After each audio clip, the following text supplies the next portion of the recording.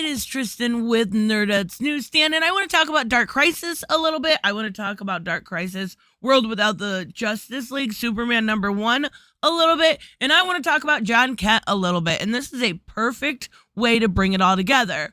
Was John Kent as a character wasted? Now, this is a very contentious point among fans. I myself am very much so enjoying Son of Kal-El, but there is definitely the detractors involved within that series, and there are a lot of people critical of it.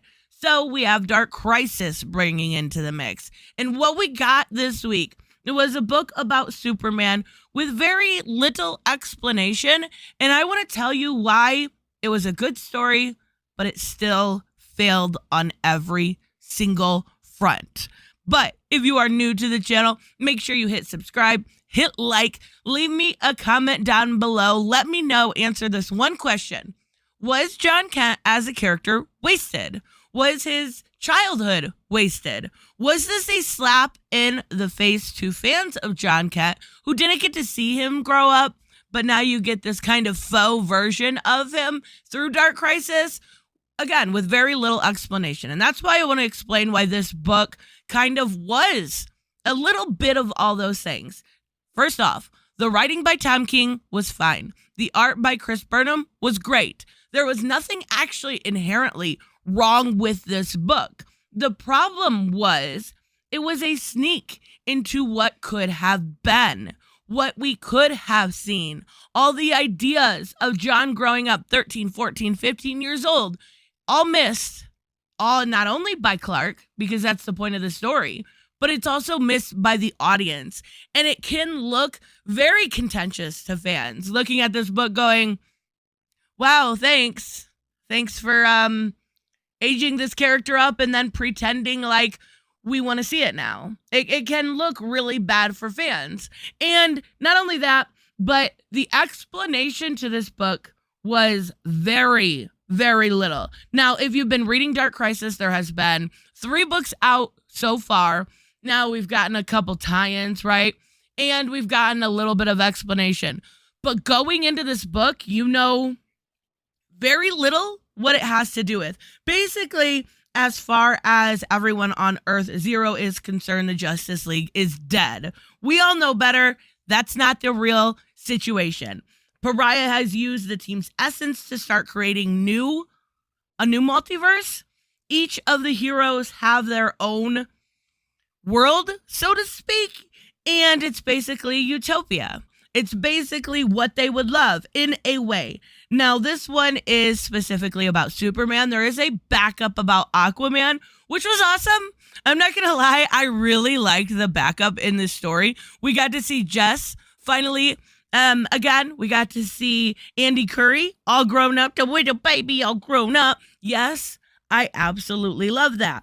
But there was a huge flaw in this story because it's something we've kind of seen before, right? We've seen it before when it comes to Alan Moore and his storytelling.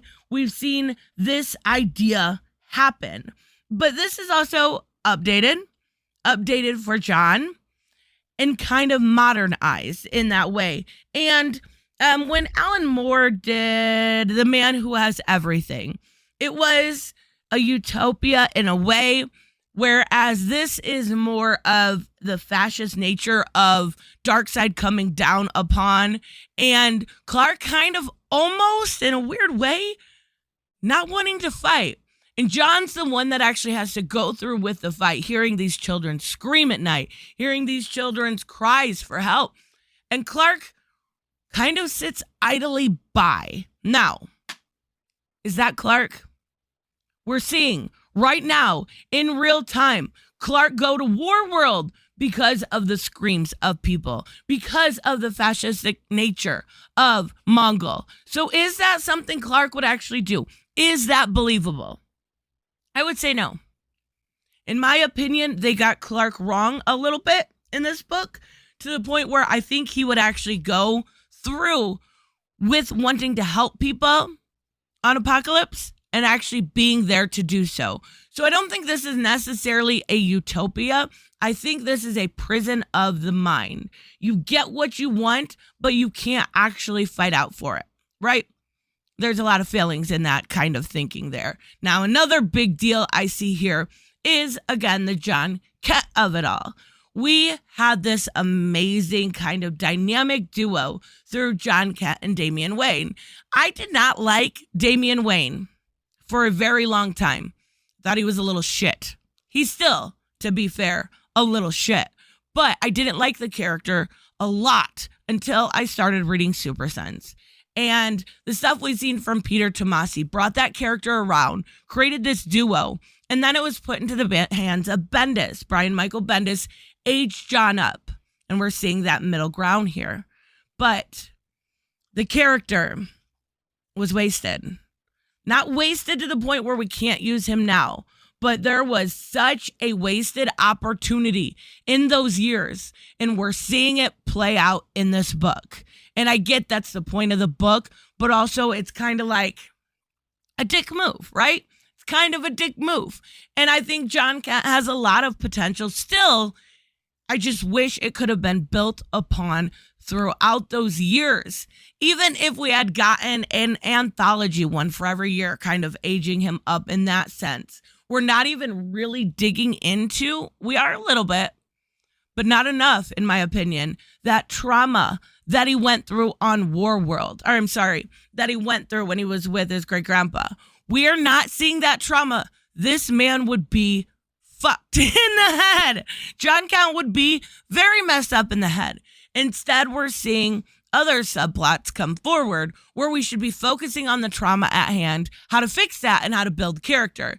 And I do think that the Son of Kal-El book is well done. I just feel like some of the priorities are a bit skewed, and there should be more to building what happened in those years. I don't know. Maybe I'm alone in my thoughts here, but this book, for as good as it was, very much so felt like, well, it sucks. You didn't see them. So here's 23 pages. You can see them. And this is fake. This isn't a real reality. And that's it. That's all you're getting. And that's where I kind of feel like it's a shame, right? It's a shame. And if you wanted to make this character a queer icon, why would you not want to show him growing up? Why would you not want to dive into those years where he felt awkward? He didn't know what he was doing. He didn't know why he felt the way he did. He didn't know why he was attracted to both men and women. Why would you not want a sort of explanation to that? That's the issue I have with this Dark Crisis book. And I'm hoping we get a better explanation in the other books, because we're already seeing the Aquaman, in my opinion, was much better. And honestly, I think it's about time John Kent gets some real love and TLC at DC in order to represent that character. And maybe Dark Crisis will do it. Anyways, let me know, of course, what you guys think about this, and I will see you in the next one. Bye-bye.